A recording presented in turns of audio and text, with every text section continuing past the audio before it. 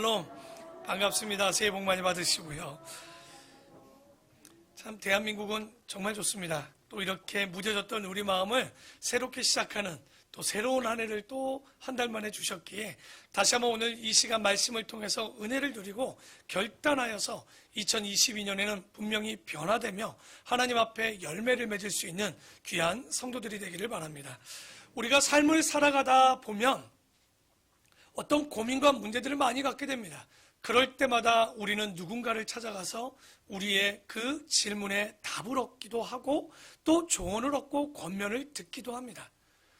이와 같이 이스라엘도 동일합니다. 그런데 문제는 이렇게 질문한다고 해서 다 해소가 되냐? 그렇지 않은 거예요. 아마도 예수님 시대에도 동일하게 그들이 어려운 문제들이 있을 때마다 어떻게 보면 회당에 가서 그 랍비들을 찾아서 본인들의 질문을 하고 답을 얻겠지만 그 답을 다 받을 수 없을 때는 절기 때나 혹은 정말 중요한 문제들은 예루살렘의 성전에 찾아와서 랍비나 제사장이나 서기관이나 율법학자들을 찾아서 진정 수준 높은 질문에 대한 답들을 얻기도 합니다. 그래서 유대인들을 통해서 우리가 배울 수 있는 것들 중에 가장 큰 것이 뭐냐라고 본다면 바로 그런 질문의 통로가 막히지 않았다는 거. 어린아이들이 어른들에게 질문할 때 예전 같으면 뭐라고 합니까? 애들은가? 무슨 애들이 이런 질문하냐? 이랬던 대한민국이지만 우리나라도 지금은 바뀌어서 어린아이들이 어른이든 누구든 질문하는 것이 좋다라는 것을 누구나도 부모들은 다 잘 알고 있을 겁니다. 이때뿐이 아니었던 것 같아요. 예수님도 보면 여러분 12살 때 예수님이 12살, 13살 때 성년식으로 절기 때 예루살렘을 올라가 성년이 되어서 아마도 그때 내려오던 사건을 기억할 겁니다. 누가복음 3장 정도에 나왔던 사건으로 알고 있는데요. 그때 예수님께서 성년이 되고 내려오니까 부모들이 그렇게 큰 관심을 두지 않았어요. 그런데 문제는 그래도 부모들이 찾았던 거죠. 하루 정도 지나서 찾았더니 예수님이 없었죠. 그래서 부모들이 요셉과 마리아가 이틀을 찾아 올라가서 예수를 드디어 찾게 됩니다. 그런데 예수님이 어디 계셨습니까? 바로 예루살렘 성전 회랑이라는 솔로몬 행각이라는 곳에 랍비들과 그 어른들과 함께 질문하고 대답하고 있던 장면을 여러분 기억하고 계실 거예요. 아마도 이런 문화는 다른 문화에 잘 없습니다. 제가 봐서는 유대인들에게 배울 것이 있다면 이것만큼은. 그래서 오늘도 여러분 큐티노트나 이런 것들에 적을 때 아멘, 아멘하고 적는 것도 중요하지만 내 마음 가운데 알지 못하고 혹은 분별해서 봐야 될 내용들이 있다면 여러분 분명히 그 가운데 질문하는 습관을 갖는 것이 굉장히 중요합니다. 그래서 먼저는 목자에게 물어보고 그래도 안 되면 안수 집사님들에게 물어보고 그래도 안 되면 저에게 오시면 됩니다. 그러니까 처음부터 저에게 다 오면 제가 답하기가 참 어렵습니다. 그래서 여러분 목자들이 열심히 성경 보셔야 돼요. 물어보면 또 목자들은 모르는 건 또 모른다고 하셔야 됩니다. 또 괜히 모르는데 주저리 설명하지 마시고 모르면 이 문제는 목사님과 함께 같이 물어보면 좋을 것 같아요 라고 이런 질문하는 훈련들을 우리가 본받기도 하고 배워가야 되지 않는가라고 생각을 해봅니다. 그래서 오늘 우리가 9절부터 내용들을 좀 봤지만 원래 1절 이하에 보면 큰 두 맥락의 논쟁을 벌이는 사건이 두 가지가 나옵니다. 그런데 왜 사람들이 예수님을 찾아가서 이 논쟁을 벌였을까? 첫째는 아마도 예수라는 분의 랍비가 어떤 문제들의 답을 잘한다는 소문이 난 것 같아요. 그래서 예루살렘에 오셨다는 얘기를 듣고 그에게 질문하고자 온 선한 마음을 가졌던 것들이 하나 있었을 거예요. 근데 그것보다는 두 번째 것 같아요. 당시 유대인들의 종교 지도자들이 자기들의 밥그릇이 위험해지기 시작한 것 같아요. 그러니까 지금까지는 자기들에게 찾아왔던 사람들이 누구를 찾아가는 거예요, 자꾸만? 예수님, 그러니까 젊은 랍비를 찾아가니까 마음에 들지 않았던 거죠. 그래서 오늘도 1절, 20장 1절 이하에 보면 대제사장과 거기에 장로들이 예수님을 찾아가서 질문을 합니다. 근데 그 질문의 내용을 보면 예수님을 빠뜨리려고 하는 간계가 있는 거죠. 그러니까 예수님을 인정해 주려고 한 것이 아니라 그 가운데 예수님을 어렵게 해서 그 자리에서 랍비의 자리에서 끌어내리고자 하는 어떻게 보면 어려움에 빠뜨리고자 질문하는 내용이 나오죠. 그래서 그 가운데 첫 번째 질문이 나오는데, 우리 예를 들어서 한번 볼까요? 여러분, 제가 종종 뭐 이 자리를 비워야 될 때가 있다라고 생각해 봅시다. 근데 제가 이 강단에서 설교를 해야 되는데 그러지 못하고 어떤 다른 사람들이 와서 설교를 하는 거예요. 뭐 장로교회 어디 목사래요. 김 목사님이 와서 설교를 한다고 생각해 봅시다. 그러면 이 설교를 하게 되면 여러분 뭐라고 그러세요? 목사님 설교 좋습니다라고만 끝날까요? 그러지 않겠죠. 뭐라고 질문하실 거예요? 그분에게 목사님은 어디서 오셨습니까? 혹시 교단은 어떻게 되시나요? 그 목사님은 어디서 보내서 오신 분입니까? 라고 질문하겠죠. 왜냐하면 강단에서 말씀을 설교할 수 있는 건 아무나 할 수 있는 게 아니에요. 여러분, 우리가 작년에 임직식 때 우리 교회 보면 총회장님이 와서 설교도 하고 뭐 기도도 하고 지방회장님이 기도도 했는데, 여러분 그거 가지고 혹시 저분 왜 여기 와서 설교해라고 하신 분 계십니까? 아무도 그러지 않을 거예요. 왜? 그 권위를 예수교 대한성결교회 총회에서 목사로 세웠고 총회장이나 지방회장이나 감찰장으로 세웠기 때문에 그분들이 여기서 그 말씀을 전하는 것에 대해서 문제가 있을까요? 없을까요? 없죠. 그런데 예수님 때 2000년 전에는 좀 다르죠. 그때는 신학교가 있는 것도 아니에요. 그리고 예수님이 어떠한 학파를, 바리새파 중에 어떤 학파에서 나온 분입니까? 그렇지 않은 분이에요. 그렇게 본다면 이 사람이 말은 잘하지만 정통성이 보이지 않죠. 그러니까 랍비들이, 그리고 이 지금 대제사장들과 서기관들이 흠집을 내려고 하는 건 도대체 당신이 지금 대답하고 말하는 이 권위를 누가 줬냐는 거야. 당신이 설교할 수 있고 질문하고 답할 수 있는 걸 누가 줬냐라고 하는 내용이 오늘 20장 1절 이하에 나옵니다. 읽어볼게요. 하루는 예수께서 성전에서, 예루살렘이죠, 성전에서 백성을 가르치시며 복음을 전하실 때 새 대제사장들과 서기관들이 장로들과 함께 가까이 와서 말하여 이르되, 당신이 무슨 권위로 이런 말을 하는지, 이 권위를 준 이가 누구인지 우리에게 한번 말해 보십시오 라고 얘기합니다. 그러니까 예수님이 예루살렘에 올라가서 지금 말씀을 전하고 있는데 무슨 권세냐, 누가 준 권세냐, 그러면 이 질문에 여러 가지로 답할 수 있겠죠. 이 권세는 누가 주셨습니까? 하나님이 주셨다고 하면 게임 끝납니다. 그런데 예수님이 하나님이 주셨다고 하면 게임이 정말 끝날까요? 그렇지 않죠. 아마 서기관과 대제사장들은 뭐라고 되질문할 거냐면 증거를 대보라고. 하나님의 아들인 걸 증거를 대보라고 하면 뭐라고 되겠어요? 지금은 예수님이 죽었다 산 이유도 아니잖아요. 그러니 말 잘하는 그냥 랍비 정도로 생각할 수 있었던 거죠. 그랬더니 예수님이 참 뛰어납니다. 답하잖아요. 왜? 질문 같지도 않은 질문이니까 오히려 그들에게 되질문합니다. 3절에 대답하여 이르시되, 나도 한 가지 말로 너희에게 질문해 보는데 너희에게 한번 물어볼 테니 답 좀 해봐라. 자, 봐라. 세례 요한의 세례가 하늘로부터냐 사람으로부터냐? 여러분, 이 질문이 얼마나 그들의 심장을 쫄깃하게 만드는 거냐면, 잘 보십시오. 하늘에서부터 준 권세로 세례 요한이 줬다라고 그러면 대제사장과 서기관과 그 장로들은 뭘 받았어야 돼요? 원래 세례를 받았어야 되는데 받지 않았거든요. 그러니까 하나님을 무시할 수는 없잖아요. 그러니까 답 못하죠.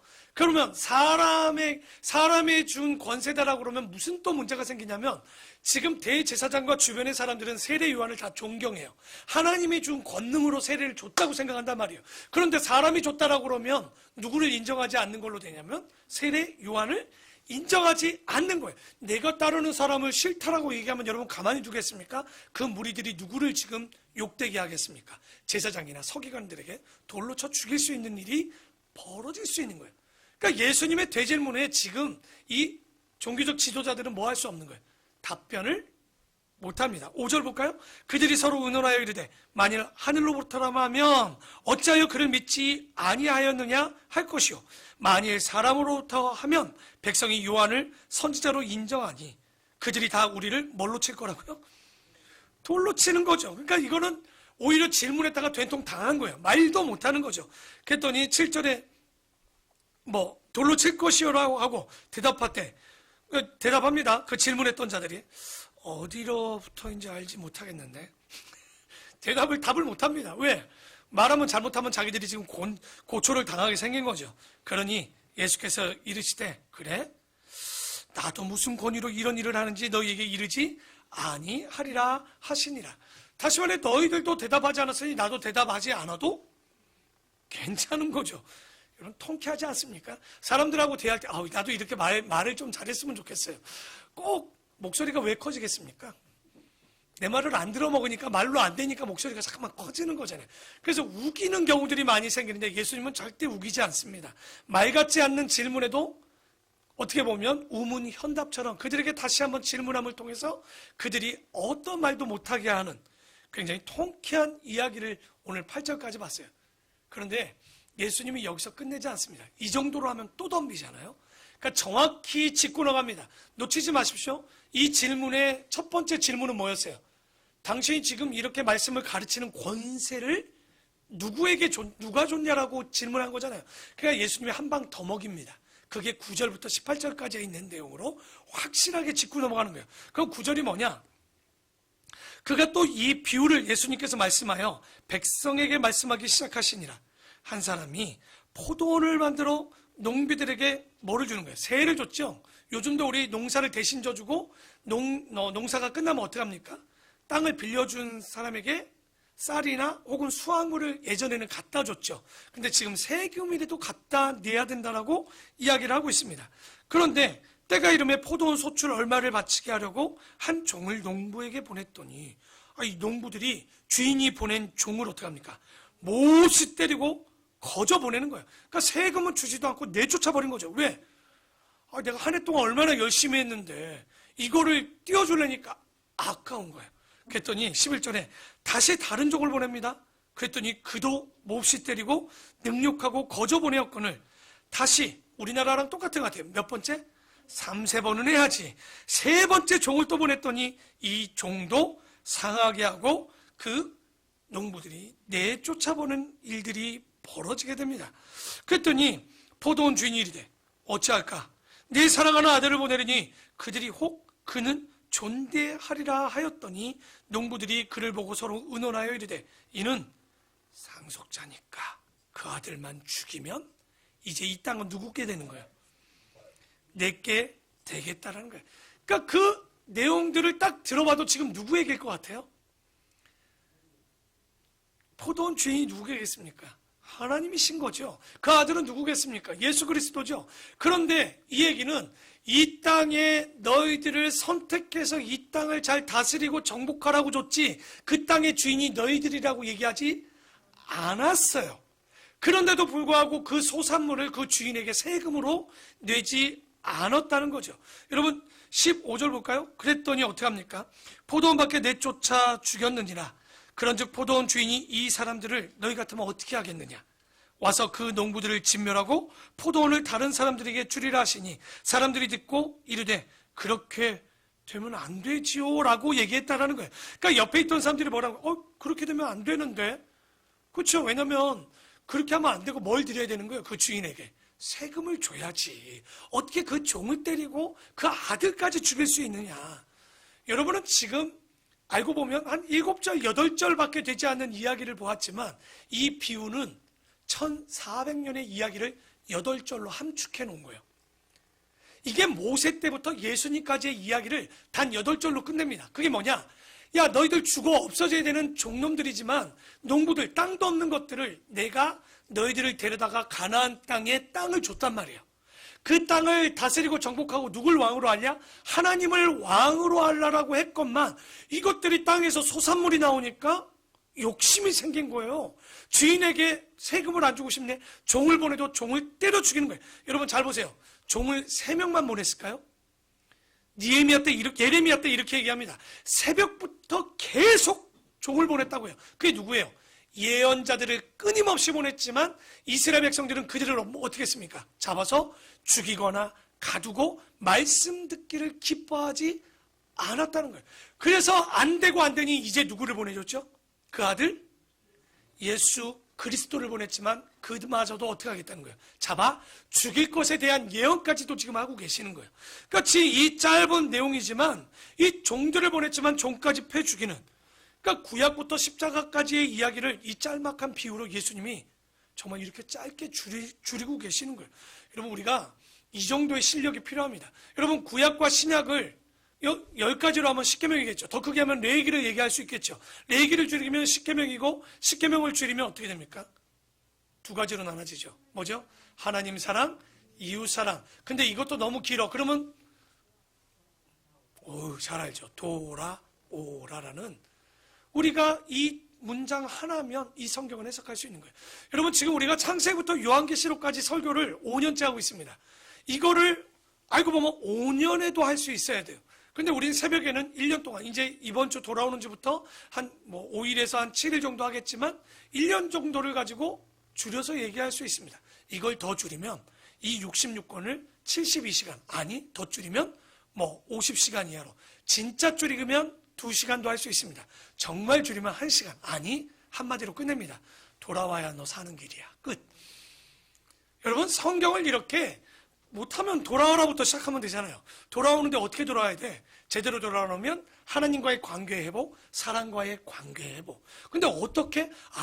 내 이웃을 내 몸과 같이 또 사랑하지만 그것 가운데 내 부모를 공경하고 내 이웃의 것을 탐하지 말고 도둑질하지 아니하고 거짓 증거하지 아니하고, 이런 식으로 여러분 그 말씀을 풀어갈 줄 아셔야 되는 거예요. 올 한 해 성경 1독으로 끝내지 않는다고 그랬죠.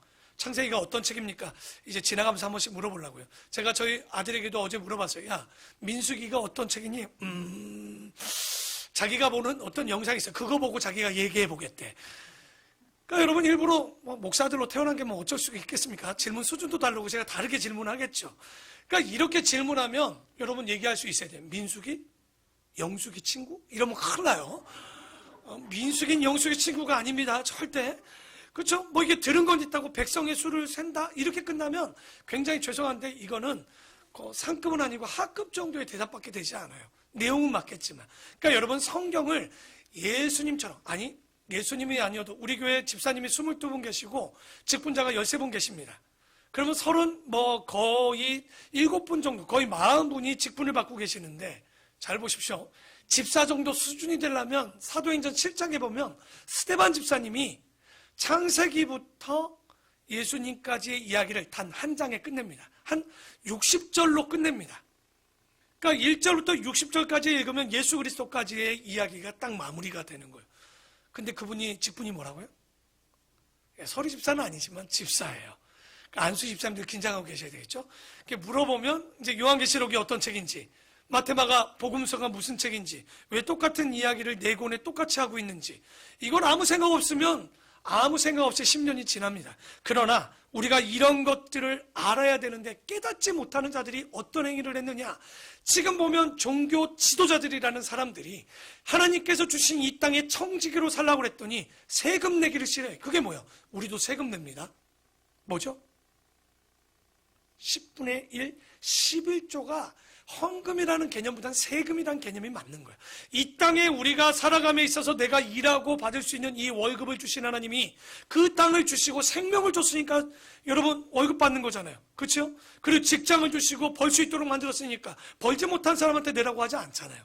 그 얘기는 그 모든 것을 주신 분이 누구라는 거예요. 이 땅의 주인이 누구예요? 하나님이죠. 청지기로 여러분을 농부로 세웠단 말이에요. 근데 그 농부가 종을 보냈더니 싫대. 내 멋대로 살 거야. 이거 내 거야. 내 것이야. 내 인생 내 거야. 한 번뿐인 인생 즐겁게 살 거야. 어차피 이렇게 될 거 빨리 퇴직하고 나는 노를 40대부터 질 거야. 놀 거야. 이게 요즘 말하는 파이어족입니다. 빨리 은퇴합니다. 50대 은퇴 안 해요. 40대 은퇴해버립니다. 그리고 적게 먹고 즐겁게 살다 가는 거예요. 이게 정말 맞는 인생일까요? 성경은 그렇게 얘기하지 않고 있는 거죠. 우리는 그 땅을 빌려 쓰고 있는 거예요. 왜? 우리 주인이 누구기 때문에? 하나님. 우리 아버지가 하나님이기 때문에 그분에게 이 11조를 드리거나 이런 나의 삶을 드리는 것이 훈련이 되어져야 되는 거예요. 그런데 아들도 보냈는데 그 권위를 누가 줬냐는 거예요. 예수를 믿어야 돼요? 굳이 교회 가야 되나요? 라는 얘기가 똑같은 거예요. 그랬더니 때려 죽이는 일과 예수를 안 믿는 일은요, 예수님을 죽이는 것과 동일한 일인 거예요. 이 간단한 이야기가 아닌 거죠. 그런데 예수님이 이런 이야기를 기가 막힌 거죠. 1400년의 이야기를 8절로 줄이신 거예요. 8절. 이 비유 하나로 여러분이 들어봐도 우리 어린 친구들도 알 거예요. 이 농부가 좋은 농부예요? 나쁜 농부예요? 어머, 좋은 사람이에요? 똑똑한 거예요? 종을 죽이면 자기 거고 아들을 죽이면 완전 자기 거니까? 애들이 들어도 다 알아요. 진짜 주인에게 이렇게 한 농부는 못된 종이라는 거, 농부라는 걸 다 알 수 있는 거죠. 그러니까 백성들이 그래서 16절에 뭐라고 그러는 거예요? 그렇게까지 해서는 안 되지. 그러지 말아야 하지 않겠느냐? 안 되는 거야 라고 얘기했던 거예요. 그랬더니 17절에 예수님이 한마디 더 하죠. 그들을 보시며 이르시되 그러면 기록된 바. 자, 건축자들이 한번 여러분 읽어보겠습니까? 시작. 이 말은 어디서 많이 들었어. 그죠? 건축자들이 버린 돌이 모퉁이의 머릿돌이 되었다. 그러면 하나 질문할까요? 건축자는 누굽니까? 하나님? 큰일 납니다. 그래서 국어를 잘해야 돼요. 여기 말하는 건축자는 위에 있는 농부와 같은 자들이에요. 곧 다시 얘기하면 종교적으로, 성서적으로, 신학적으로 이걸 보면 전문가, 바로 율법학자, 서기관, 바리새인, 대제사장이나 이런 사람들이 그 건축자면 돌을 알아봐야 되잖아요. 못 알아보고 그 돌을 버렸다라는 거예요. 그러니까 건축자들이 버린 돌이 모퉁이, 그러니까 버려져서 쓸모없는 돌인 줄 알았더니 뒤에 보니 이게 무슨 돌이 되었다는 얘기입니까? 모퉁이의 머릿돌이 되었다는 거. 이게 무슨 돌인지 머리죠. 이 머릿돌이라는 것은 여러분 주춧돌처럼 건물을 지을 때 기초가 되는 기초석을 얘기합니다. 제일 모양이 이뻐요. 왜? 기초석이 잘못 쓰면 어떻게 돼요? 다음부터 돌이 엉망진창이 되면요, 이것이 금방, 지금은 여러분의 인생이 되는 것 같죠? 예수 없이. 그러나 어느 순간 어떻게 됩니까? 기초석이 잘못되면 나의 욕심으로 쌓여진 기초석은요, 무너지게 돼 있는 거예요. 단단한 반석 위에, 기초석 위에 세워진 신앙이 지금은 버거워 보여도 이것이 온전한 교회를 이루고 하나님 나라를 이루게 되는 거예요. 그러니까 종교 전문가들이 버렸던 이 돌이 쓸모없는 줄 알았더니 이 돌이 새롭게 하나님 나라를 이루고 교회를 이루는 기초석이 되었다는 거. 그러니까 이 말씀을 지금 오늘 그래서 뭡니까? 우리의 기초석 예수, 우리 삶의 기초석 되어주시는 예수 그리스도라는 이야기를 하는 거죠. 근데 문제는 이 말을 종교 지도자들은 알지만 믿고 싶지도 않고 깨닫고 싶지도 않았어요. 그리고 몰랐는지 버려버립니다. 그랬더니 18절에 이렇게 얘기하죠. 예수님께서 무릇 그렇기 때문에 이 돌은 누굽니까? 바로 예수 그리스도 위에 떨어지는 자는 깨어질 것이고 이 돌이 사람 위에 거꾸로 떨어지면 그를 가루로 만들어 흩으리라. 곧 예수님이 재림 때 예수를 끝까지 믿지 않다 예수님 재림주를 만나면 어떻게 되는 거예요? 심판받는 거예요. 가루로 끝나버리는 거예요. 그러니까 우리가 어떻게 됩니까? 지금 여러분이 제대로 안 부딪혀서 요마행이지 부딪혔으면 거듭나야 됩니다. 그러니까 예수 그리스도를 교회를 나오고 신앙생활 하는데 아직도 교회 오는 게 버거워. 그러니까 이게 똑같은 거예요. 하루에 아침에 밥 먹는 게 지겹고 힘들어 죽겠는 거예요. 여러분 예배 드리는 게 대단한 것 아니잖아요. 그래도 먹고 살려면 먹어야 되는데 이 먹는 게 귀찮으면 어떻게 되는 거예요? 여러분 언제 죽는 줄 압니까? 사람이 숟갈을 들 힘이 없으면 죽는 거예요. 밥맛이 떨어지면 죽는 거예요. 저는 그래서 아직도 너무 감사해요. 밥맛이 아침에도 좋아요. 저는 저녁에는 더 좋아서 덜 먹는 편이에요. 그러니까 아직은 내가 덜 늙었고 내가 건강할 수 있다는 건 여러분 나이 들면 아시죠? 60대 넘어가면 뭐라고 그래요? 입이 소태 맛이라고 옛날에 어른들이 얼마나 쓴지 밥맛도 없어. 아침에 밥 말아 먹기 시작해. 그러면 안 돼요. 열심히 새벽부터 일어나면 7시부터 배가 고파요. 저는 진짜 얘기하면 저는 5시 반부터 배가 고파요. 4시 반에 깨니까 1시간만 지나도 아침에 뭘 먹을 게 없나 기웃기웃. 그래서 맨날 1,000원 내고 이렇게 배지밀 하나 먹고 들어가요. 제가 새벽 예배 들어갈 때 뭔가 하나는 먹고 싶은 거야. 아직 내가 건강하구나. 동일합니다. 말씀을 듣는데 밥맛이 없어. 말씀 맛이 없어. 듣는데 깨어지질 않아. 심각한 거예요. 여러분 병든 거예요. 오늘의 말씀을 듣는데 깨어져서 깨어 있어야지 우리가 거듭나는 거예요. 그러니까 예수를 만났는데 깨어지지 않는다. 육을 만나면 육적으로 깨어나겠지만 영적으로 만나야, 예수 그리스도를 만나야 우리는 뭐가 됩니까? 거듭나 새 사람이 되는데, 문제는 내 생각, 자기 생각이 가득하면요, 그 껍질을 깨지 못하면 어떻게 됩니까? 거듭나지 못하는 거예요. 여러분, 계란이 있어요. 계란이 깨지 못하면 어떻게 됩니까? 남의 손에 깨지게 되면 후라이가 됩니다. 주님 만나고 그 껍질을 깨뜨리고 나오면 병아리가 될 수 있는 거예요. 그러니까 이게 남의 손으로 깨져야 되는 것이 아니라 주님이 그 깨지는 힘을 여러분에게 주실 때 깨고 나오셔야 돼요. 근데 그 껍질이 뭐냐? 두꺼워지기 시작합니다. 어떨 때? 나이가 먹거나 공부 좀 했다고 하는 사람들이 이게 두꺼워지기 시작합니다. 내 생각, 내 가치, 내 주관이 많아지니까 굳이 교회, 나 고등학교 가면 공부해야 되는데 내가 할 기도 바쁜데? 두꺼워지기 시작하다 결국 깨어나지 못하고 아까 얘기했던 것처럼 예수님이 그 돌에 떨어지면 이제 심각해지는 거예요. 가루로 끝나버리는 거죠. 그러니까 예수님을 재림 때 만나려고 하면 안 돼요. 그 전에 깨어져서 미리 만나야 되는 거죠. 근데 저도 여러분 목회를 하지만 올해가 10년째입니다. 9월 22일이 되면 제가 개척한 지가 10년이 이 자리에서 해요. 그런데 이 정도 되면 사람이 변해야 되잖아요. 그런데요, 생각보다 안 변하시는 분들이 있는 거예요. 그런데 그 안 변한 분들의 특징이 뭐냐면 자기의 껍질이 너무 두꺼운 거예요. 생각이 너무 두꺼운 거예요. 욕심이 너무 두꺼운 거예요. 오죽 했으면 마태복음 5장에 뭐라고 합니까? 팔복 중에 심령이 가난한 자라고 얘기하죠. 부자는 예수 만나기가 어렵다고 해요. 그게 뭐냐면 껍질이 두꺼워집니다. 내 것이 두꺼워지고 내 가질 것이 두꺼워지니까 깨고 싶지 않아요. 그게 깨지면 뭔지 다 잃어버릴 것 같으니까. 그러나 심령이 가난하고 이 자리에 예배를 사모하는 자에게는 그 마음의 껍질이 깨져서 그 껍질이 깨짐을 통해 거듭날 수 있는 복을 받게 되는 거예요. 그러니 우리가 누구 위에 떨어져야 되겠습니까? 정말 주님이 나의 안에 들어와 내 껍질을 깨달라는. 그러니까 지금 이 말씀의 비유는 결국 그거예요. 이 권위를 누가 줬냐고 그랬더니 예수님은 내가 하나님의 아들이라고 얘기 안 해요. 그죠? 포도원 주인의 아들이라고 자신을 표현합니다. 곧 자기의 권위는 누구기 때문에 있는 거예요. 내가 누구냐? 하나님의 아들 예수 그리스도라는 얘기를 굳이 말하지 않아도 이 비유로 끝내버리는 거예요. 그랬더니 19절에 서기관들이 대제사장들이 예수의 이 비유는 자기들을 그러니까 조금 머리는 좋은가 봐. 말해도 못 알아먹는 인간들인데 깨달았어요. 말씀하신 줄을 알고 여러분 이렇게 알았으면 그 다음에 행하는 행위는 뭡니까? 믿어야 되죠. 그래서 안다고 해서 믿는 게 아니에요.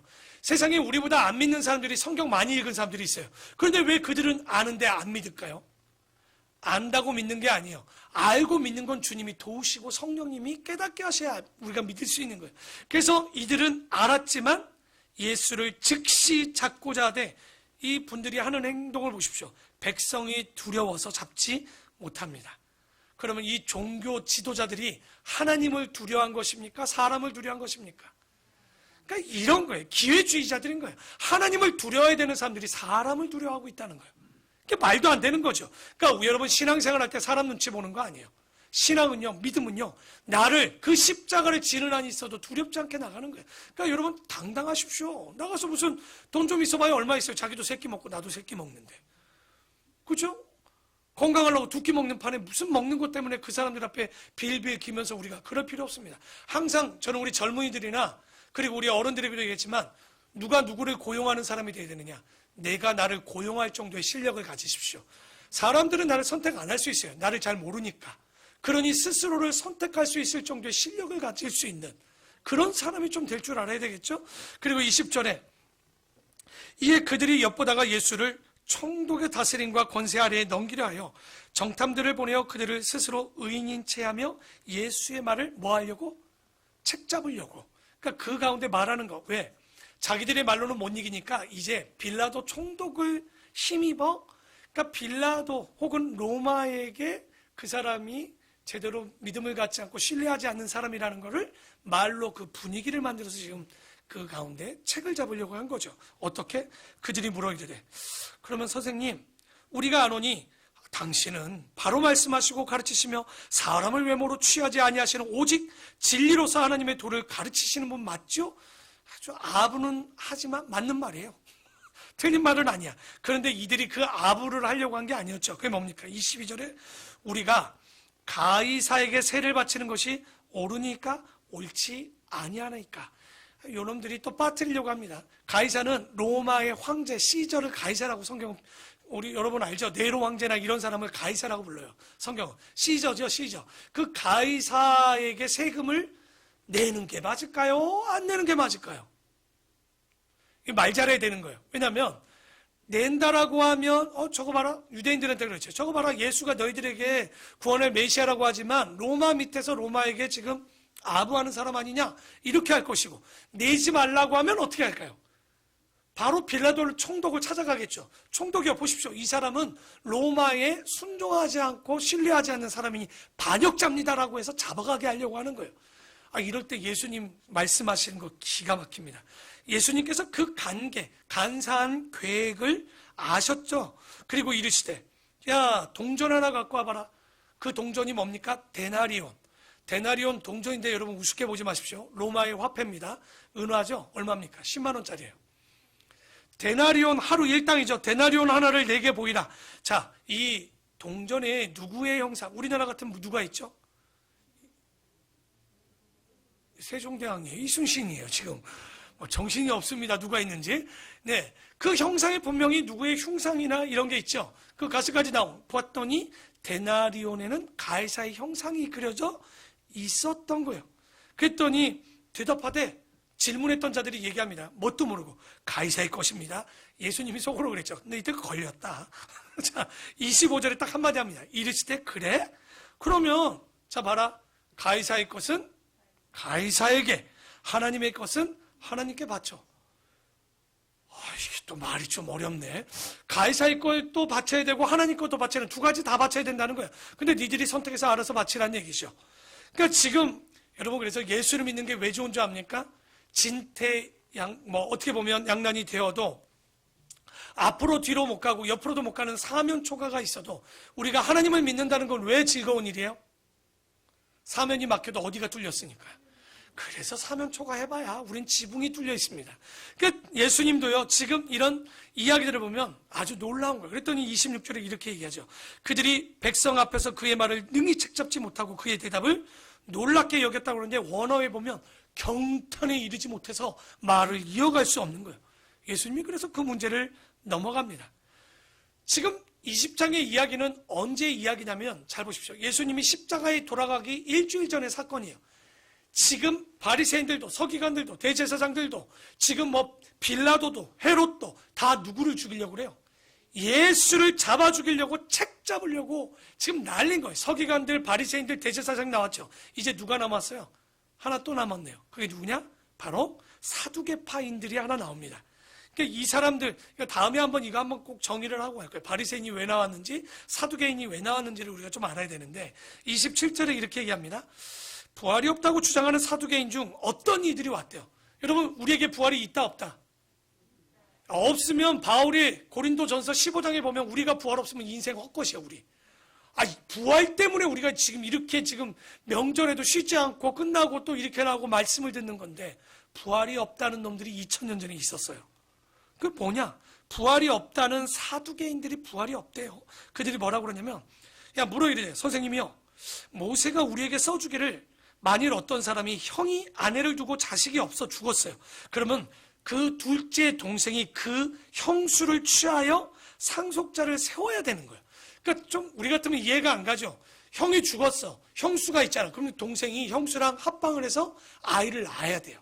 이게 법이에요. 왜 그런지는 이해를 해도 지금 우리는 이해가 안 가죠. 그래서 세울지는 하였는데 요놈들 보십시오. 그런데 그 형제가 몇 명이야? 7형제네? 마지가 아내를 취하였다가 자식이 없어 죽었어. 그럼 형수는 둘째랑 또 결혼했겠죠?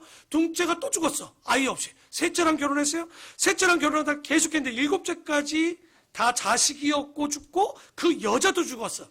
이건 있지도 않은 일이야.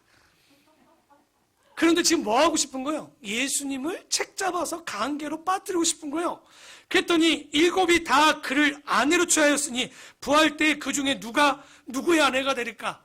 그러니까 여러분 보십시오. 그 여자가 부를 거예요. 여보! 그러면 몇 명이 쳐다보는 거예요, 지금. 여보! 그랬더니 7명이, 나? 첫째부터 7이 나? 이랬을까?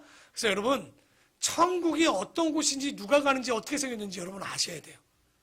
여러분, 우리 어린아이들 있죠. 6학년 이하 애들한테 물어보세요. 천국 가고 싶니? 여기가 좋니? 그러면 천국은 가고 싶은데 여기서 더 놀다 가고 싶다고 그래요.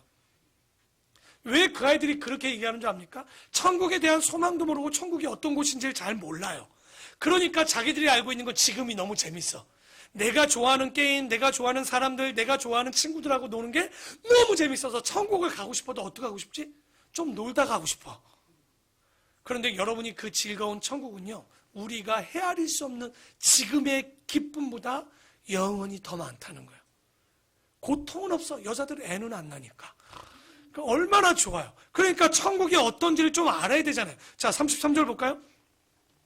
7이 다 그를 아내로 취하였으니 부활 때 그 중에 누구의 아내가 될까? 이 질문을 하는 이유는 뭐냐면, 이 질문을 하는 사두개인들이요, 잡았다. 이거 어떻게 해석할 수 있을까? 이 사두개인이라는 인간들이 보십시오. 제사장 지파예요. 사독 계열의 레위 지파 중에 사독 계열의 제사장이라는 얘기는 목사 집안이에요. 그런데 이 양반들이 뭐가 없다라고 그러냐면 부활이 없대요. 부활만 없냐? 사람이 죽어서 영도 없대요. 천사도 없대요. 그러면 구약 성경에 나오는 천사들은 다 뭐예요? 없다는 거예요. 다 거짓이라는 거예요. 그들이 말하는 지금 형이 죽으면 동생이 죽으면 이 이야기를 왜 했냐면 그들이 빠뜨리고 싶은 건 7명 중에 누가 부인이냐라고 묻고 싶었지만 진짜 문제는 뭡니까? 알아야 되는 건 그들이 그렇게 대를 잇는 이유가 하나가 있습니다. 그들이 말하는 영생은 뭐냐? 죽어서 영원한 생명이 아니라 아버지가 아들을 낳고 아들이 아들을 낳고 아들이 아들을 낳아서 계속적으로 이 땅에서 복받고 살면 이게 뭐예요? 그게 영생인 거예요. 그러니 그들은 저 하늘나라가 중요한 것이 아니라 여기서 잘 먹고 잘 살고 부자로 사는 사람이 뭐 받은 사람? 복 받은 사람. 그렇지 않은 우리 같은 사람들은 뭐? 저주받은 사람이에요. 그들의 입장으로 보면. 저는 중산층인데요. 제가 볼 땐 여기 중산층은 없어요. 왜냐면 우리가 생각하는 중산층의 개념하고는 중산층은 다릅니다. 저는 옛날에 항상 중산층인 줄 알았어요. 저희 집이. 써내라고 그랬어요. 저희 초등학교 때는. 근데 그렇지 않아요. 그러면 참 사두개인들의 입장에서 보면 우리는 정말 복받지 못한 인생처럼 보였던 거죠. 그러니 이 인생들을 보면 영도 없대. 뭐 죽어도 그냥 사라진다는 거예요. 영이. 그러면 자 봅시다. 34절에 뭐라냐. 예수께서 이르시되 그래 그러나 이 세상의 자녀들은 장가도 가지 시집도 가지. 그러나 저 세상과 및 죽은 자 가운데서 부활한 자들은 얻기에 합당히 여길, 그러니까 부활한 자들이 있지, 그들은 어떻게 되는 줄 아냐? 뭐도 안 가요? 장가가고 시집 가는 일이 있다 없다? 아쉽네. 천국 가서는 연애를 못하는 것 같아. 일단 장가 시집이 없는 것 같아. 그러니까 여러분 장가 시집도 없으니 고민도 그렇게 많지는 않겠죠. 그러나 보십시오. 장가도 시집도 애도 안 나니까 언제 해볼 수 있는 거야? 지금밖에 해볼 수 없어. 그러니 조금 누리고 싶으면 여기서 장가든 시집이든 애든 뭐 나보긴 해봐야 되나 봐. 그러니까 왜냐면 천국에 가서는 그런 게 지옥에 가서도 없지만 천국에도 그게 없답니다. 잘 아셔야 돼. 이런 것들을 어설프게 알고 계시면 안 돼요. 영들이 없다면 헛소리 하지 말란 얘기입니다. 그랬더니 36절에 36절 몇 절이죠? 36절이죠? 그들은 다시 죽을 수도. 오호. 여러분 이 땅에 살다가 왜 힘들어서 스스로 목숨을 끊습니까? 고통스러워서 스스로 목숨을 끊죠. 근데 무서운 얘기 해줄까요? 그 고통스럽게 끊었던 죄 지은 자들이 지옥 가서 받는 고통은 끊을 수가 없어요. 뭐죠? 영원하다는 거예요. 그러니까 지금 못 이겨서 죽는다? 여러분 그 사람이 예수를 안 믿었다? 이거 심각한 문제인 거죠. 고통이 지금 당하는 그 고통이 영원하다고 생각해 보십시오. 불못 같은 지옥이라는 그 불못에 내 뼈가 녹아내리고 고통이 있는데 영원하단 말이에요. 천국에 영원만이 있는 게 아니라 지옥도 영원하다라고 얘기합니다. 그래서 36절에 뭐라고 하냐면 죽을 수도 없나니 이는 천사와 동등이요 부활의 자녀로서 하나님의 자녀가 된다. 천사라 동등했다는 건 등급이 같다 뭐 혹은 등급이 있다란 얘기가 아닙니다. like 엔젤이라고 되어 있어요. 뭐냐면 천사처럼 결혼도 안 하고 애도 낳지 않는다라고 얘기하고 있는 거예요. 그래서 우리가 이런 장면들을 통해서 뭘 볼 수 있냐면 간접적으로 나오지만 육신이 죽는다고 영원히 사라지는 것이 아니라는 걸 알고 계셔야 돼요.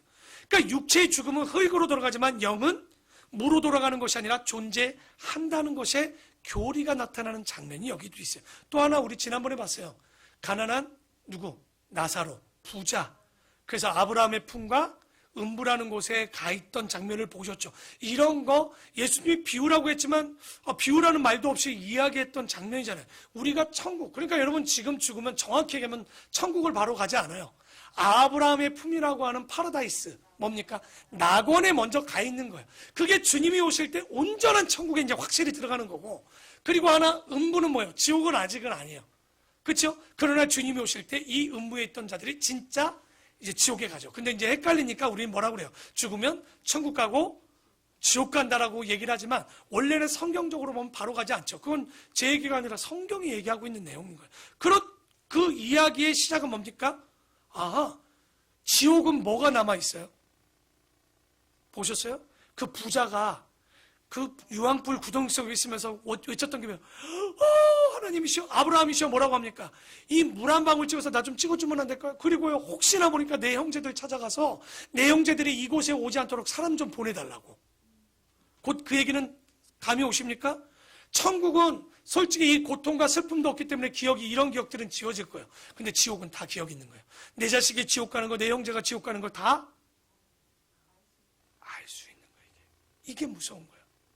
그러니까 여러분, 우리가 그래서 복음을 전해야 되는 거예요. 지금 우리가 복음을 전할 수밖에 없는. 그래서 37절에 마무리 가죠. 죽은 자가 살아난다는 것은 얘기합니다.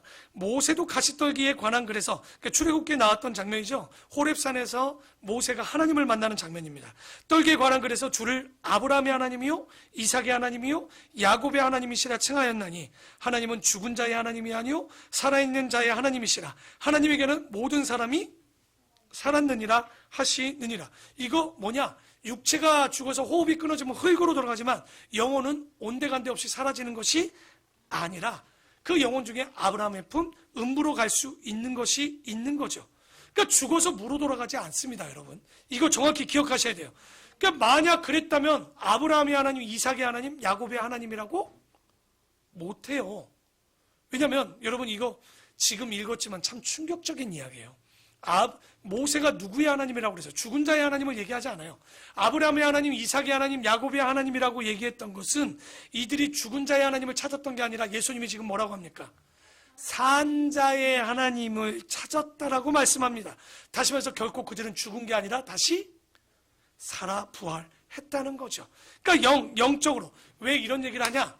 이단 중에 제칠일 안식교라는 게 있죠. 안상온 증인에 이런 데 보면, 여호와 증인 같은 데 보면 뭐라고 얘기하냐면 영혼 수면설이 있어요. 지금 여러분 죽으면 어떻게 되냐? 영혼이 잠든대요. 잠깐. 그러다 부활할 때, 주님 오실 때 깨어난대. 피곤했나 보죠? 인생 70년 사느냐고 푹 잤다 그때 깼다는 이런 설이 있고요. 또 하나는 뭐냐면 영혼 멸절, 소멸설이라는 게 있어요. 영혼이 사라진대. 근데 이들이 아주 성경을 참 재밌게 본 거예요. 뭐냐면 우리 요한일서에 보면 하나님의 성품 중에 뭐라고 합니까? 하나님은 무엇이다? 사랑이시다. 아니, 사랑의 하나님이 아무리 자기가 창조해서 범죄했다고 이 사람이 지옥을 갔다고 음부에 갔다고 해도 그 고통받는 걸 계속 보시겠냐고. 어느 정도는 고통받겠지만 시간이 지나면 뭐 해주시겠다는 거예요. 너무 고통받는 게 힘들어 보이니 그의 영혼을 어떻게 해주신다? 소멸시킨다. 또 괜히 유한이 돼. 그게 유한이 되잖아요. 왜냐면 지옥 간 사람들도 좀 고통받다가 어떻게 되는 거예요? 결론은 사라지니까. 아니요, 성경은 뭐라고 그랬죠? 영혼이 소멸되지 않습니다. 이게 이 성경의 이야기를 얘기하고 있는 거예요. 그러니까 이게 성경을 제대로 배워야 된다는 거예요. 적어도 신앙생활하면 죽으면 어디 가는지는 알아야지. 그리고 그곳이 어떤 곳인지는 적어도 알아야 되는 것 아니겠습니까? 여러분이 고백할 때 어떻게 고백하시겠어요? 아브라함의 하나님, 이건 너무 어려워. 아브라함 같이 못 사잖아요, 우리가. 이삭의 하나님? 이것도 아닌 것 같아. 야곱은 좀 괜찮다. 야곱은 뭐 좋은 것처럼 보이지만 그 사람이 거듭나는데 몇 년 걸렸죠? 기억나십니까? 130년. 그의 인생 가운데 진짜 하나님을 만난 건 132후. 그리고 17년 행복하다 갔어요. 이 땅에서 되게 복받은 사람인 줄 아는데 130년 동안 사람도 힘들게 하고 하나님도 힘들게 했던 사람이 누구예요? 우리는 뭐 이스라엘이라는 이름을 가진 야곱을 되게 존경할 만한 줄 알지만 실제 그의 삶을 보면 그러지는 못했지만 그래도 우리도 이 땅에 야곱처럼은 살아서 이 땅에 복도 받고 축복도 할 수 있는 사람이 좀 돼야 되지 않겠습니까? 그래서 죽음이 뭔지도 아는 이런 자가 좀 돼야 될 텐데 39절에 그랬더니 그래도 깨어있는 사람이 하나 있네. 서기관 중에 어떤 이들이 말하되 선생님 잘 말씀했습니다. 맞는 말씀이라고 얘기합니다. 누군지는 이 사람이 누군지는 모르겠어요. 그들은 아무도 감히 더 물을 수 없었더라. 그러니까 말했는데 본전도 못 찾는데 그런데 끝까지도 덤비는 인간이 또 있습니다. 그랬더니 또 질문합니다. 질문했던 것에 대한 답을 하시는 거예요. 여기 나오진 않지만 예수께서 그들에게 이르시되 야, 잘 봐라. 사람들이 어찌하여 그리스도를 다윗의 자손이라 하느냐. 시편의 이야기하기를 다윗이 친히 말하였으되 다윗의 얘기입니다. 주께서 내 주께 이르시되 이게 뭐냐면 다윗이 말하는 입장에서 보면 여호와께서 내 예수님께 이르시되라는 말을 쓰고 있는 거예요, 이게. 그러니까 다윗이 예수님을 주라고 하면 분명히 다윗 다음에 그 유다 지파에 나오는 게 누구예요? 족보상으로는. 예수님이 뒤잖아요. 그러면 다윗이 더 위입니까? 예수님이 더 위입니까?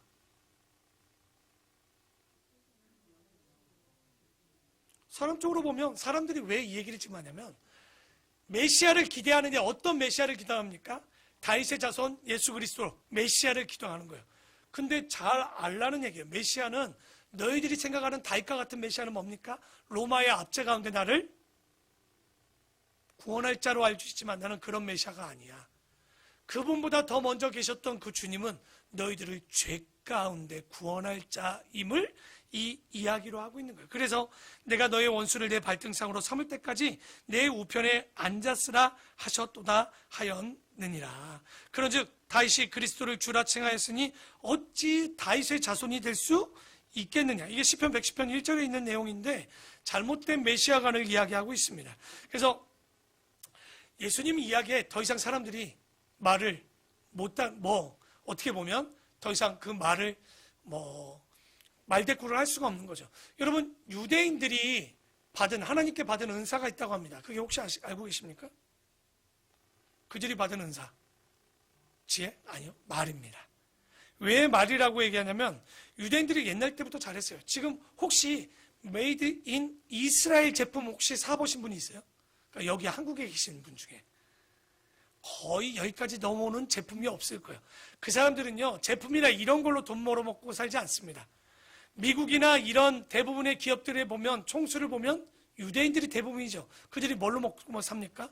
법조계나 혹은 연예계나 영화계나 모든 이런 정치계를 보면요, 유대인들이 다 수장을 하고 있습니다. 뭘 잘하기 때문에 그럴까요? 말을 굉장히 잘해요. 그러니까 이들이 말 잘하는, 여러분 공부 잘하는 방법 가르쳐 드릴게요. 첫째, 성경을 배웁니다. 그들이 말만 띄면 오경을 암송을 해요. 이 성경 창세기, 출애굽기, 레위기, 민수기, 신명기를 암송합니다. 근데 그것만 보면 되냐? 다음 어떤 책을 볼까요? 탈무드를 봅니다. 이 탈무드에 보면 2000년 동안 자기들의 조상들이 고난받으면서 그 세상을 살아가는 처세술이 있는데 그 무게가 우리가 보는 서점에 보는 탈무드는요, 찌꺼기. 원래 그들은 탈무드를 못 내보내게 돼 있습니다. 그래서 75kg 중에 이런 성경책으로 하면 몇 권 정도? 한 300권 이상 돼요, 탈무드가.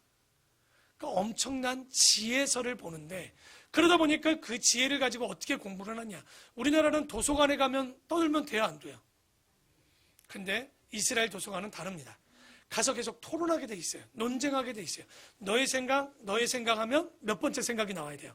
하나하나 나오지만 총 3개의 생각이 나와야 되는 거예요. 그러니까 여러분 설교를 들을 때 아멘 하고만 받지 마세요. 궁금하면 되질문하셔야 돼요. 하루부터라는 이런 교육법이 있습니다. 그게 뭐냐면 되질문하는 거예요. 예수님이 항상 뭐 하십니까? 그 질문을 되질문하죠. 아멘하고 받는 게 아니에요. 그게 왜 이랬지? 왜 이렇게 믿어야 되지라고 질문할 줄 아는 신앙을 좀 가지셔야 되는 거예요. 진리라면 받아들이지만 그 진리가 이해가 안 되잖아요. 그러니까 예전에 제가 한번 얘기했죠. 여러분 솔로몬 혹시 기억납니까? 기생, 몸 파는 여자 둘이 아이를 데리러 왔잖아요. 하나는 아이가 죽었어. 하나는 살았어. 근데 그 여인 말하기를 친모가 아닌 여인이 자기가 죽여놓고 딴 여자 아이를 데려왔단 말이야. 그럼 한번 물어볼게요.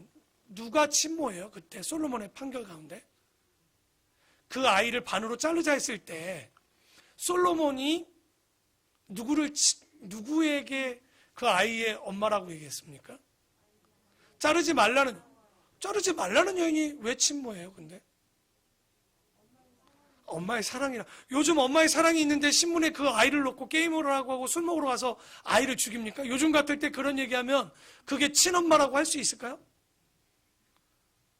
당연한 게 아니라 이런 질문들이 필요한 거예요. 성경을 읽을 때 무작정, 그러니까 아이들이 그 질문을 했다니까요. 실제 질문하는 내용이에요, 이게. 정말 그 엄마가 친모냐고. 아이들이 질문한 내용입니다. 진짜 친모냐고. 여러분 뭐라?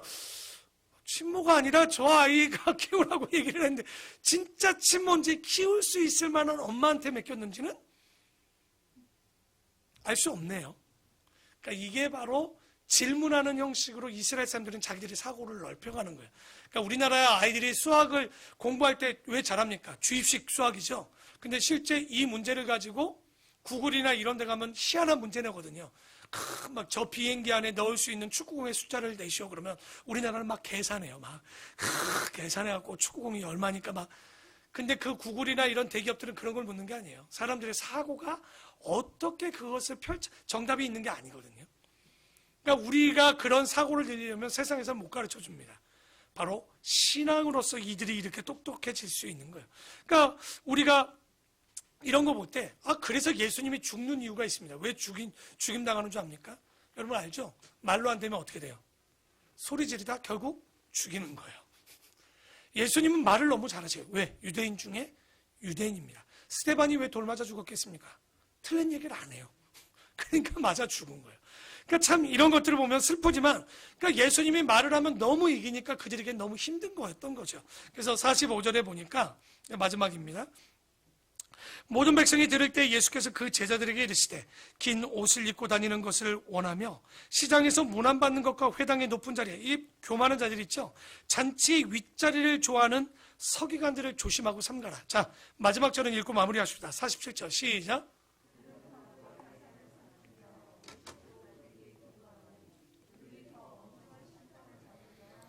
그러니까 그러면 누가 엄중한 심판을 받을까요? 서기관일까요? 아니요. 여기서 말하는 건 서기관, 율법학자, 바리새인들, 종교 지도자들을 다 얘기하는 겁니다. 왜 그들에게 엄중한 심판이 있냐면 약한 자, 가난한 자, 그런 자들에게는요 조금 심판합니다. 여러분, 우리 교회 이제 유치부 졸업생이 3명 있습니다. 얘들이 어릴 때 맨날 이 강단에 이 마이크가 얼마나 신기하겠어요. 맨날 예배 끝나고 나면 마이크가 이렇게 돼 있어. 왜 그랬을까요? 우리 유치부 애들이 또 소리 한번 내보겠다고 끌어가지고 댕겨. 아무리 얘기도 못 알아먹어. 근데 제가 이제 걔들이 이제 1학년 되잖아요. 불렀어요. 쌤 두 놈을 불러서. 누구누구야. 이제 너희들 잘 들어. 이제 너희가 이제 유치원 때는 모르니까 목사님이 가만히 있는데 이제 이거 만지면 이제 네가 책임져야 돼. 이거 100만 원짜리거든. 엄마 아빠한테 목사님이 얘기할 거야. 그러니까 너희들 책임져야 돼. 라고 얘기를 했어요. 왜냐면 그 전까지는 어린아이들이니까 이거 알아요 몰라요. 100만 원이 뭔지도 몰라. 걔들이 돈이 많다만 알지. 저 얼마 있어요? 그럼 1,000원 있어요. 왜? 걔는 1,000원이 가장 큰 돈이니까. 그러니까 그런 아이에게 백날 얘기도 못 알아먹는 거예요. 곧 이 얘기는 모를 때는 그들에게 심판도 작을 수 있지만 많이 알 때는 암만큼 심판이 더 엄중하게 되는 거예요. 그러니까 예수 믿는 게 복일 수도 있습니다. 목사가 된 건 최고의 복이라고 저는 생각을 해요. 권사, 안수집사, 장로가 되고 교회 관사가 되고 교사가 될 때 굉장히 복받은 일이지만, 근데 여러분 놓치지 말아야 될 게 있습니다. 아는 만큼 믿는 만큼 우리에게 주님께서도 요구하는 것이 많이 있는 거예요. 그러니까 우리 어린아이들이 실수하는 걸 뭐라고 하지 않겠지만 적어도 권사 집사가 됐는데 동일한 일을 똑같이 한다? 여러분 말씀대로 하면 47절에 그들에게 무슨 심판이 있다고 합니까? 엄중한. 왜? 많이 달라는 자에게는 많은 것들을 주님 또한 달라고 하신다고 해요. 성경에 보면 예비치, 알고도 예비치 않는 종은 많이 맞을 거라고 되어 있습니다. 그러니까 달라고 할 때는 여러분 책임이 있다는 얘기를 잊지 마셔야 되는 거예요. 그러니까 스스로 자기 모르는 척하고 있으면 안 돼요. 엄중한 심판인 거예요. 우리 인생이 어떻게 됩니까? 여러분 순식간. 이 과부가 얼마나 가난한 자입니까? 지금 과부랑 달라요. 그때 과부는 먹고 살 게 없어요. 입에 풀칠할 일이 없습니다. 그런데 그의 것을 빼앗아 가려는 사람들이 있다는 거예요. 오죽했으면 아모스에서 악인들을 표현할 때 이렇게 얘기합니다. 이 부자 것들은 가난한 자들이 티끌도 욕심낸다는 거예요. 먼지도. 그런 자들에게 무슨 심판? 엄중한 심판이 있는 거예요. 그런데 그것도 모르고 사두개인이나 제사장이나 바리새인들이나 종교 지도자들이 한다는 얘기는 뭡니까? 부활이 없대요. 이 땅에서 복받는 게 복이라고 얘기합니다. 그러니 예수님이 말로 하다 결론을 보여주셔. 부활이 없다고 하니 예수님이 이 땅에 오셨고 고난받아 십자가에 죽으셨고 그리고 어떻게? 사흘 만에 다시 살아나심을 통해서 부활은 더 이상 얘기할 수 있는 것이 없어요. 메시아에 대해서 그들이 다 고민했지만 그 영생이 뭔지도 모를 그들에게 다윗의 자손 메시아가 아니라 이 메시아는 우리를 압제 가운데 구원하는 이 땅의 그 정도의 구원이 아니라 우리의 삶, 영혼을 구원하시는 죄와 사망의 권세에서 우리를 끊어내어 우리를 구원하시는 분이 바로 예수 그리스도라 얘기하는 거예요. 그러니까 우리가 성경을 이런 내용들을 보면 아는 만큼 복도 있지만 아는 만큼 책임도 있기 때문에 두렵기도 합니다. 구약은 율법을 안 지키니까 무섭다 이 정도지만 신약은요, 제대로 보면 복음서가 복된 소식일까요? 잘 보십시오. 알고 보면 더 무서운 책이, 진짜는 믿지 않는 자들에게 두려운 책은요, 복음서입니다. 왜? 가난한 자들에게 나누지 못하는 거, 가졌음에도 불구하고 물질을 떠나지 못하는 것들 다 두려운 일이라고 얘기하고 있거든요. 그래서 우리가 오늘 이 말씀을 보면서 그들은 누구를 지금 믿고 싶지 않았어요? 예수. 그 말씀을 전하는 권위가 누구에게 있냐는 거예요. 권세가 누가 줬냐는 거예요. 그러니 예수님은 자기가 그 비유를 통해서 그 건축자들의 버린 돌이 뭐가 되었다고요? 이제 모퉁이 돌. 그 모퉁이 돌을 찾으면요, 뭐라고 되어 있냐면 모퉁이 기준석이라고 되어 있습니다. 그 기준석, 아까 얘기했죠, 건물을 지을 때 첫 번째 돌의 모양대로 지어가는 거예요. 그래서 바울은 뭐라고 합니까? 예수를 닮으라고 얘기합니다.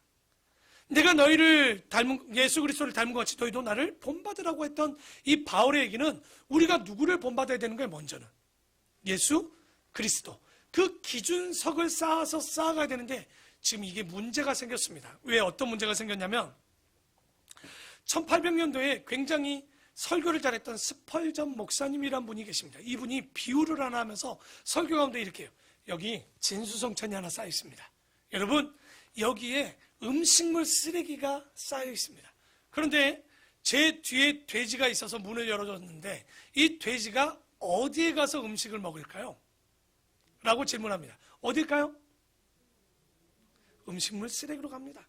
그러면서 코를 박고, 알죠? 돼지 얼마나 컹컹거리면서 그걸 맛있게 먹는지 막 진짜 꿀꿀이 주고, 꿀꿀이가 얼마나 그 돼지가 맛있게 먹는데 막 이 더러운지도 목을 모릅니다. 근데 저에게 능력이 있다면 이 돼지를 사람으로 지금 만들어 보겠습니다. 그럼 사람이 된 이 돼지는 어떻게 될까요? 자기가 꿀꿀이 주게 먹고 있었던 음식을 먹다 사람이 되었을 때 어떤 현상이 일어날까요? 그 더러운 음식을 보면서 구역질과 토역질을 해대면서 뱉을 거예요. 왜? 그 전까지는 그게 더러운 줄도 모르고 먹었던 그 음식물 쓰레기가 오히려 이제 눈을 뜨고 거듭나서 봤더니 뭐 한 거예요? 더러워서 먹을 수도 삼킬 수도 없는 음식이 되지 않겠습니까? 이 스펄전 목사님의 이 핵심 뭐냐면 회심에 대한 이야기였어요.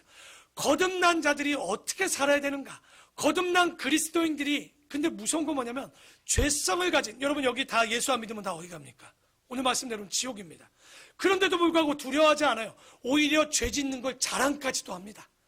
오늘도 실수하고 잘못한 건 뭐 그럴 수도 있지라고 하면서 계속적으로 자기 방 안에 더러운 걸 쌓아놔도요, 더러운 줄을 모르는 거예요. 더러운 줄을 전혀 깨닫지 못하는, 이게 바로 인간의 죄성. 그러면 우리가 어떻게 이것을 벗어날 수 있냐? 바로 예수 그리스도, 그 반석 되어주시고 우리의 모퉁이 돌이 되어주신 예수 그리스도로 거듭나지 아니하면 지금 가치가 무언지도 모르고 더러운지도 모르고 우리는 이 땅에서 주님의 반석과 닮아가는 것이 아니라 우리의 욕심으로 채운다는 거예요. 여러분 잘 보십시오. 뉴욕에서 이런 심리학자가 그런 얘기를 했어요. 깨진 유리창의 법칙이라고 해서 뉴욕의 한 건물의 유리창이 깨졌습니다. 어떤 현상이 일어났을까요? 쓰레기가 하나 버려졌습니다. 그랬더니 어떻게 돼요? 계속 쓰레기가 들어갑니다. 혹시 여러분도 길 가다가 일회용 컵들이 올려있는 턱들을 하나씩 보실 거예요. 그러면 그 다음 사람이 어떻게 할까요? 버릴 데가 없을 때 그 턱 옆에다가 하나씩 쌓아둡니다. 결국 거기는 쓰레기통이 돼요. 저희 집 앞에 보면요, 한 그 원룸촌이 하나 있는데 그 앞에 공터가 있어요. 난리도 아니에요. 쓰레기를 재활용 내놓은 게 아니라 침대 매트리스까지 갖다 버렸더라고. 딱지를 붙이지도 않아요. 그냥 일반 뭐 의자 뭐 아무리 치워놔도요, 카메라를 들여놔도요, 거기 쓰레기통이에요. 정말. 왜 그런 일이 벌어질까요? 똑같습니다. 여러분이 거듭나지 않는, 하나님 앞에 예수 그리스도로 거듭나지 않고 그 기초석된 우리의 머릿도신 예수 그리스도가 우리 안에 거하지 않으면요, 여러분의 마음도 지금 이런 쓰레기통처럼 되어 있을지 모릅니다. 거듭났다라고 하지만 잽싸게 가려버립니다. 쓰레기로 가려니 이제 보일 게 없어요. 계속 쓰레기를 넣어도 더러운지를 모르고 살아가고 있어요. 그러나 오늘의 말씀은 뭐라고 합니까?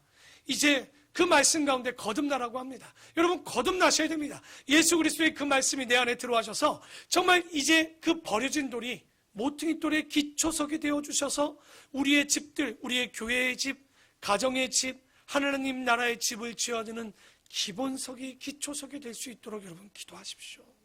더러운 집에 사시기를 원하십니까? 아무도 원치 않으실 거예요. 오늘 이 예수를, 그 예수가 누구라고 얘기합니까? 그 권세는 하나님이 주셨고 부활의 첫 열매가 되어주셨고 우리 죄를 위하여 십자가에 돌아가신 그 분이 바로 기초석이 되어야 될 줄 믿습니다. 이 한 주간 놓치고 사지 마십시오. 그분이 우리 안에 주인 되어줄 수 있도록 기도하는 우리 아름답고 복된 성도들이 되기를 축원합니다.